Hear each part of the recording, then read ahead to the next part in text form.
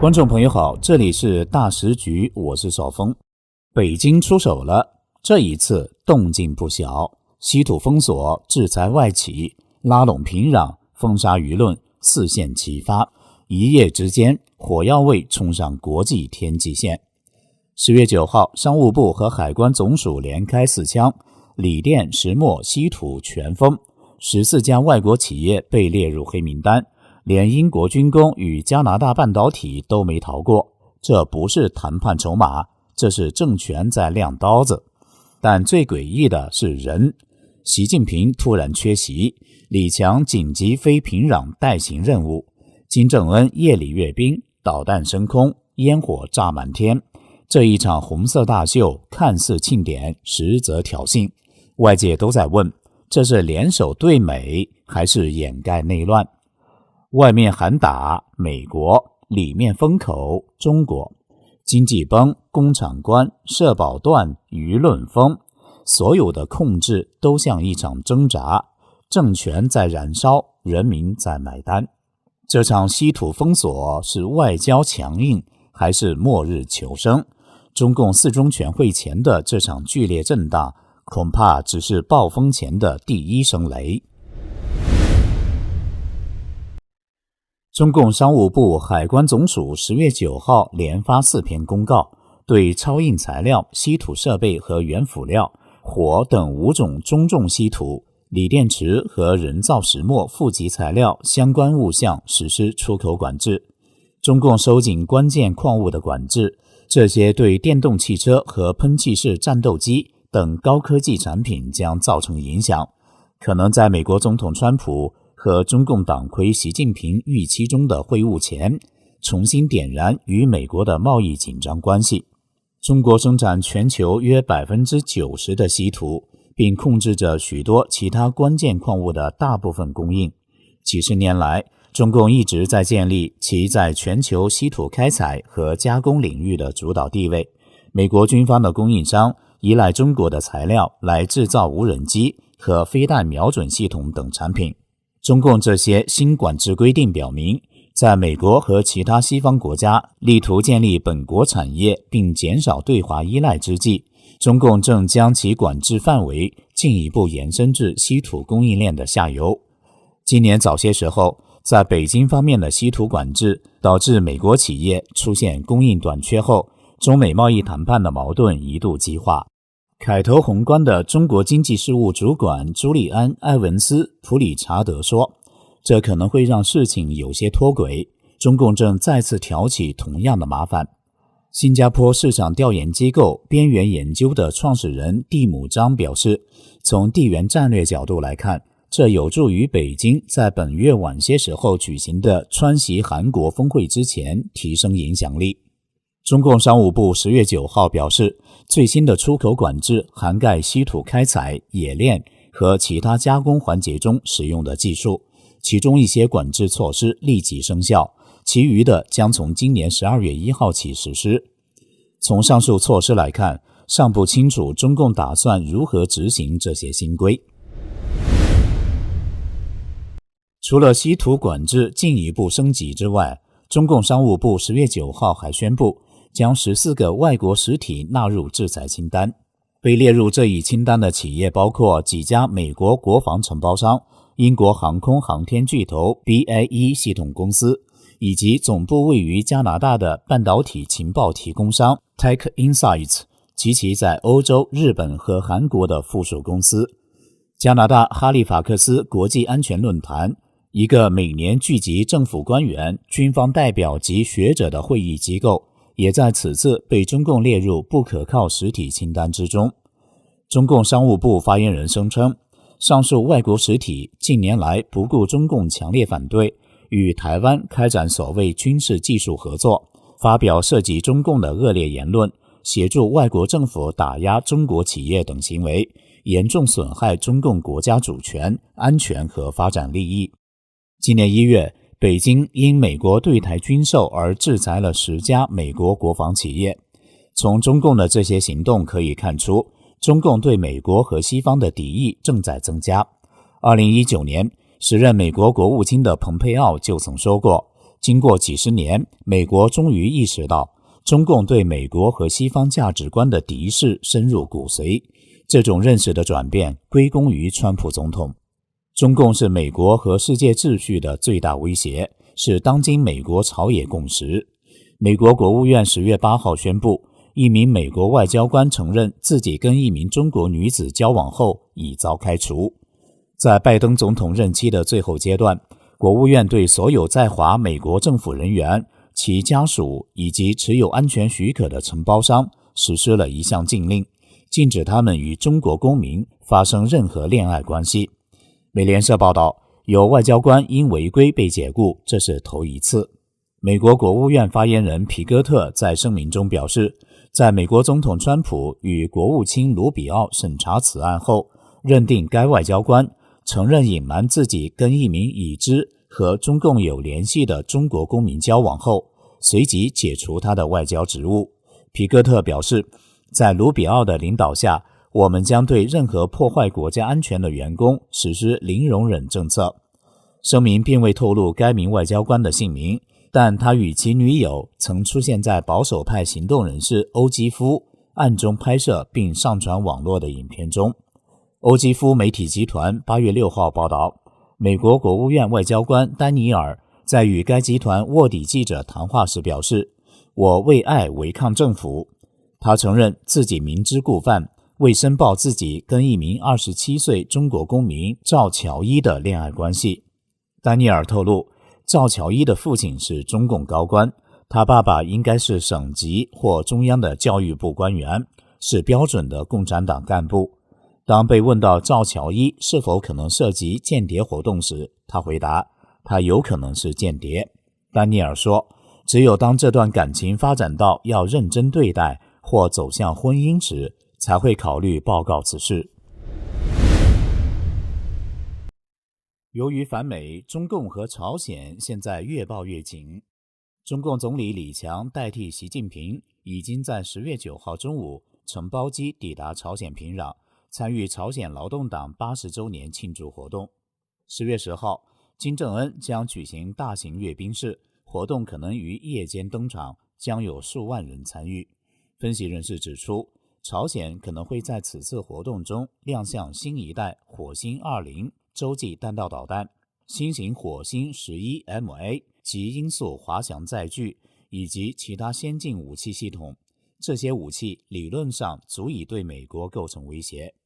金正恩上个月亲自视察了火星20所搭载的新型高推力固体燃料引擎测试。专家指出，固体燃料的导弹比液体燃料的导弹更稳定，也能更灵活地移动，以避免被侦测到。同时，发射准备时间也大幅缩短到只要几分钟就可进行。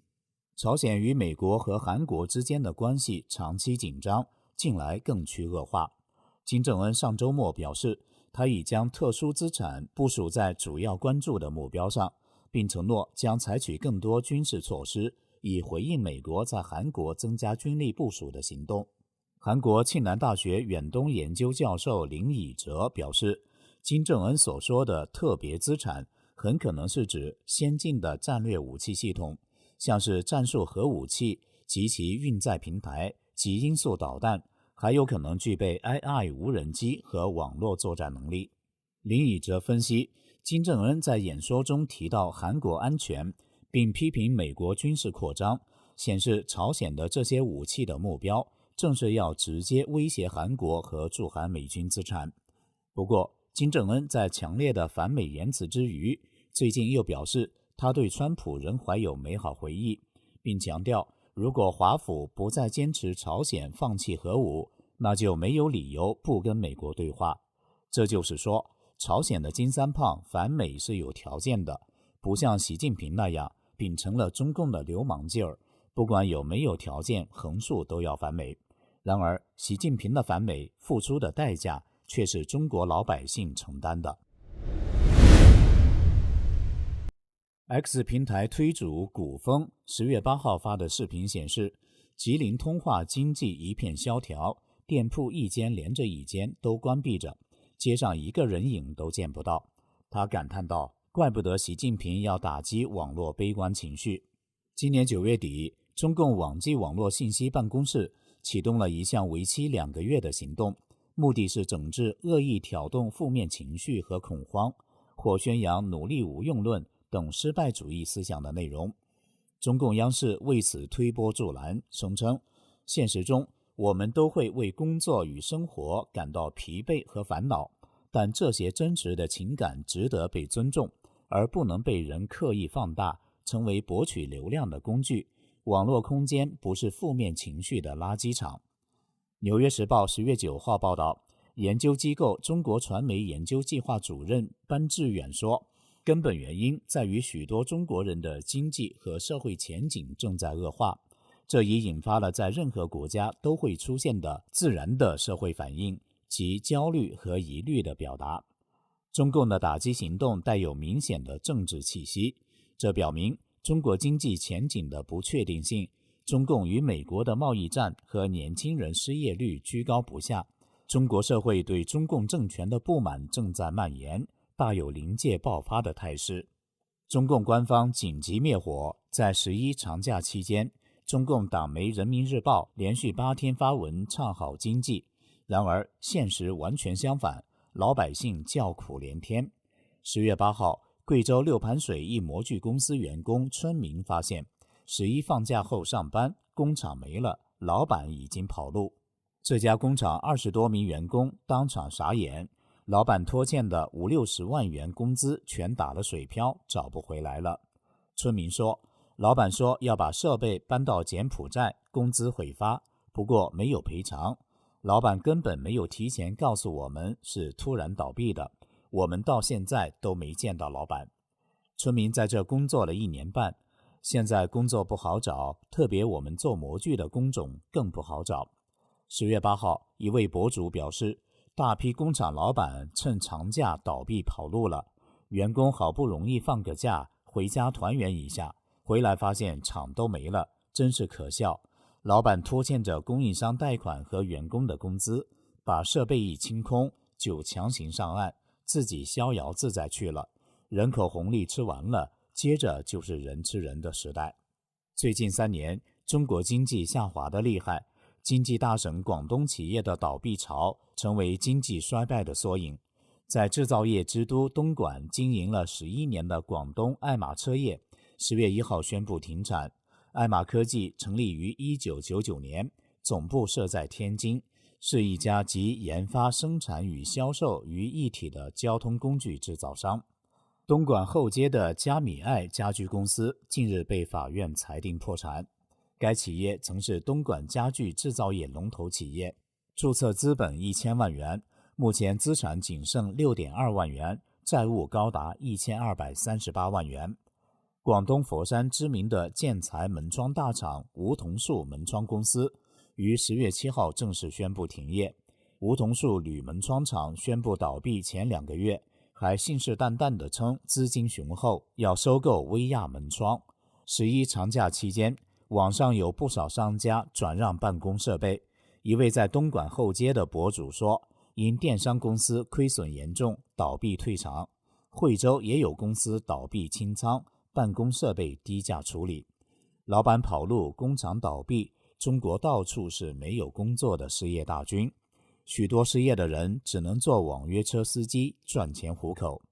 半官方的中国新就业形态研究中心近期调查分布在中国13个省区的5400多名网约车司机。调查发现，目前中国网约车司机中有多达 77% 是在失业后转入网约车行业，他们当中90%曾在制造业、建筑业或个体经营等领域工作。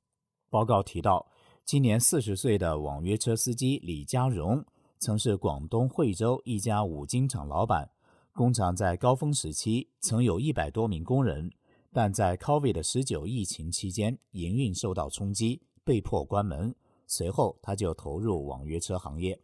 根据中国新就业形态研究中心的报告，接受调查的网约车司机平均年龄为 39.8 岁，其中 62.8% 的司机是整个家庭唯一的就业人员。去年11月，东北证券首席经济学家傅鹏在一场内部演讲中提到，今年突然冒出的2000万网约车司机，很多都是原本的中产阶级。中产阶级的收缩直接导致总需求持续下滑。随后，付鹏的短影音平台账号就被封锁。今年4月从东北证券离职。报告认为，网约车平台是传统职业流失者低门槛、高弹性的就业管道。在生活的压力下，中国人借社交平台发泄心中郁闷，如今竟遭到中共官方的打击。中共河南省郑州的官员们称，2个社交媒体账号的所有者在接受调查，他们的帖子有损城市形象。西安当地的网际网络监管机构称，已对5个社交媒体账号的所有者进行了处罚，因为他们发布房地产领域虚假不实政策信息。热门的微博平台上周称，已关停1200多个传播经济金融、社会民生等谣言信息的账号。X 平台推主亚洲金融10月9号发文说，中国房价继续跌，买在高位的人注定要过30年牛马人生。10月1至7号，全国33城新房成交面积同比下降 30%， 其中1线、2线和3线城市分别同比上升 10%、下降 46% 和下降 32%。二手房成交面积同比下降 51%， 其中1线、2线城市分别同比下降 60% 和 11%。4中全会后，如突然重启政治改革，仅能阻止房价下滑速度。全国社保断缴人数超过4200万，其中20至35岁人群断缴率 31.7%， 灵活就业人群断缴率 38%， 青年人群超过 23% 选择主动断缴，同比高出 8.6%。工作都没有，拿什么买房、供楼、结婚和生子？这里是大时局，感谢您的陪伴和思考，请订阅、分享、点亮小铃铛，一起在动荡中坚守真相，在黑暗中点燃希望。